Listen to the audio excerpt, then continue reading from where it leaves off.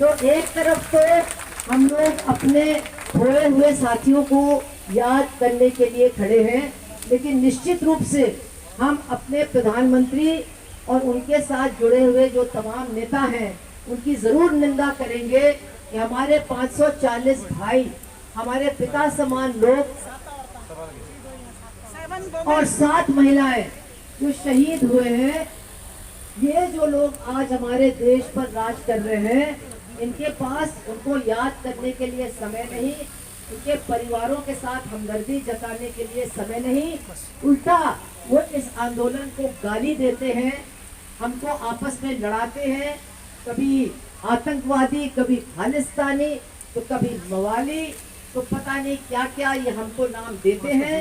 अगर इनके अंदर जरा भी शर्म है तो इनको आतंकवादी और खालिस्तानी और मवाली लोगों के हाथ का पैदा किया अनाज छूना नहीं चाहिए। अगर इनके अंदर हिम्मत है तो इनकी निंदा करते हुए मौन धारण करेंगे।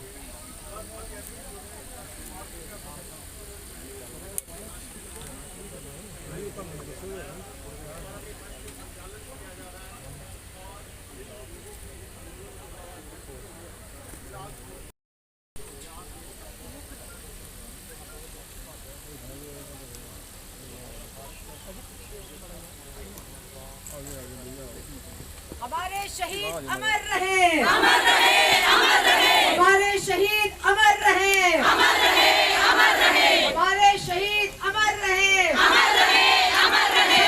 फरोशी की तमन्ना अब हमारे दिल में है, देखना है जोर कितना बाजुए का दिल में है। सर वहाँ बैठा है, नजदीक बैठा है, जरा जोर से बोलो। फरोशी की तमन्ना अब हमारे दिल में है, देखना है जोर कितना बाजुए का दिल में है।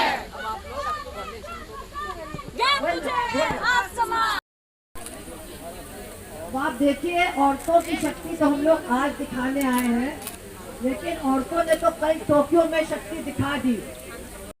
आप सब जानते हैं चानू मीराबाई हमारी बहन, तो हम लोग निश्चित रूप से उसको भी अभिनंदन करने के लिए यहाँ पर आए हैं।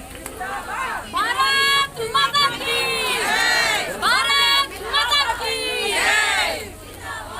तो आज हम लोग यहाँ देखिए, आप लोग बहन जी थोड़ा सा अनुशासन अनुशासन अनुशासन। हम लोग यहाँ क्या दिखाने आए हैं? देखिए, हमको हमेशा हर जगह से अलग रखा जाता है। हमारी महिलाएं खेती करती हैं, दूध का काम करती हैं, और हम देश चलाना भी जानते हैं। इसलिए अनुशासन के साथ हमारी ये संसद चलेगी।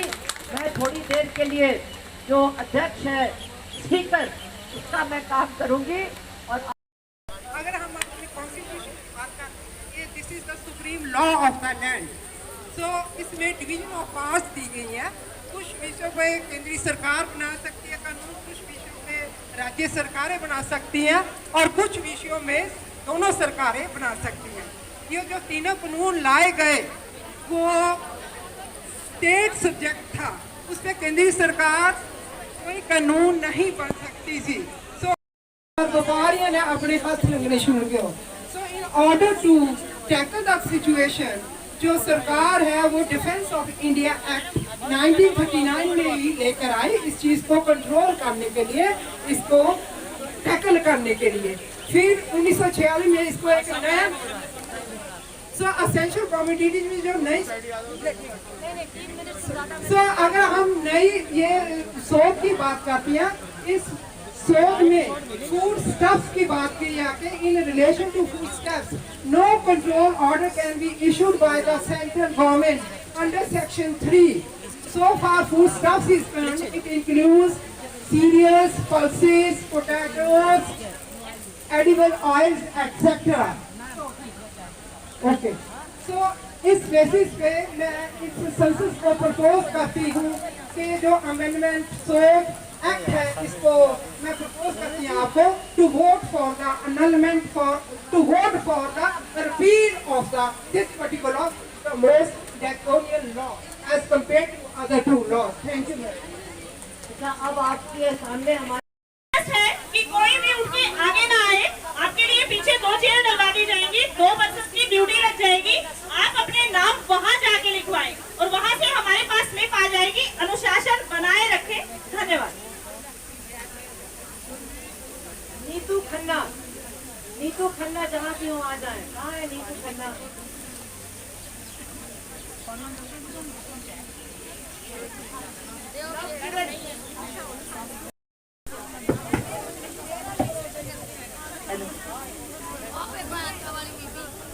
आदरणीय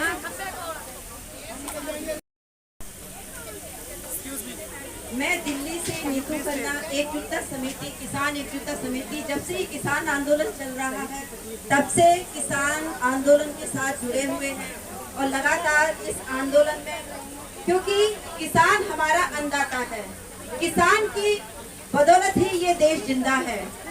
आज जो हम यहाँ 200 महिलाएं जो इकट्ठा हुई हैं, मतलब 1% भी महिलाएं नहीं हैं, लेकिन सरकार जिस तरीके से चारों तरफ से घेराबंदी करके जो यहाँ पर एक जो डर दिखाने के लिए जो अभी तक उन्होंने किया है,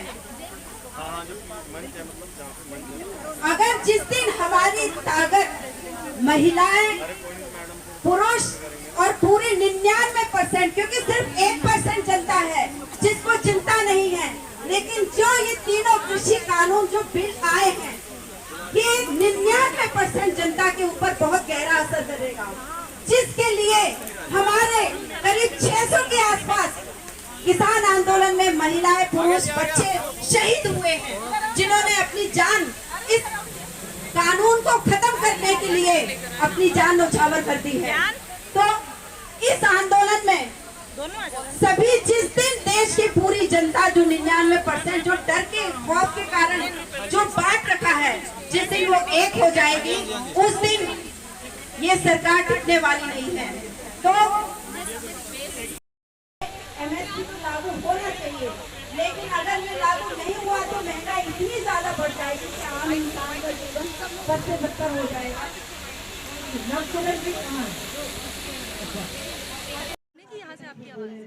देखो, आप ऐसा पूछ रहे कि किसानों का सुना नहीं है तो महिला के क्या सुनेगी, यही है ना। तो आपको पहले मैं एक करेक्शन करना चाहती हूँ। किसान की मतलब सिर्फ पुरुष नहीं है, महिला किसान भी। जो इकोनॉमिकली एक्टिव जो महिला है इस देश के अंदर, उसमें से 80% महिला कृषि क्षेत्र का अंदर है। या तो वो किसान है जो अपना ज़मीन, थोड़ा सा एक टुकड़ा ज़मीन है, या तो वो किसी का जो ज़मीन लेके उसमें खेती कर रहे, या 33% है उसमें भी जो महिला खेत मजदूर है। तो इसलिए ये नहीं है कि किसान सिर्फ पुरुष किसान है, महिला किसान भी। महिला किसान आज इधर संसद कर रही है, तो इसमें हम जो यदि सरकार को थोड़ा सा भी शर्म कहीं पर भी बचा है तो उनको ये तीनों कानून रद्द करना है, क्योंकि महिला जो संसद उधर चल रही है उसके तुरंत बाहर महिला किसान आज संसद चला रहे, ये दिखा रहे सरकार की नाकामयाबी पूरी दुनिया को दिखा रहे। इसलिए थोड़ा सा भी यदि शर्म है तो ये करना चाहिए, शर्म की बात नहीं है। इस देश का आज हम चर्चा कर रहे हैं, जो अवश्य वस्तु संशोधन कानून पर चर्चा कर रही है। आप सभी को पता है देश में जो 45 साल के अंदर नहीं था उतना बड़ा बेरोजगारी है। बेरोजगारी का मतलब क्या है? हमारी आमदनी, हमारी आजीविका वो सब बंद हो गया है।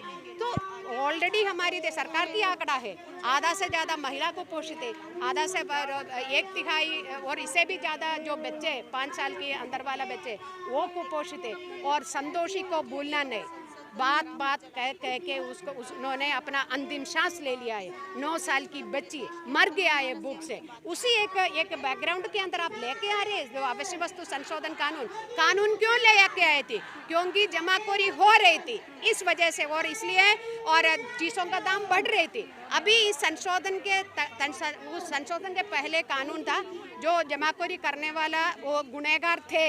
अभी क्या जमाखोरी कानूनी बनाया है, यही इतना फर्क है आपका। आज एक संसद यहाँ पर चल रही है, एक संसद सामने चल रही है, यहाँ पर सारी 100% महिलाएं हैं और वहाँ पर ना के बराबर महिलाएं हैं। कैसे क्या यहाँ पर 100% महिलाएं हैं, वहाँ पर ना के बराबर महिलाएं? वो आप बीजेपी मोदी से ही पूछे, प्राइम मिनिस्टर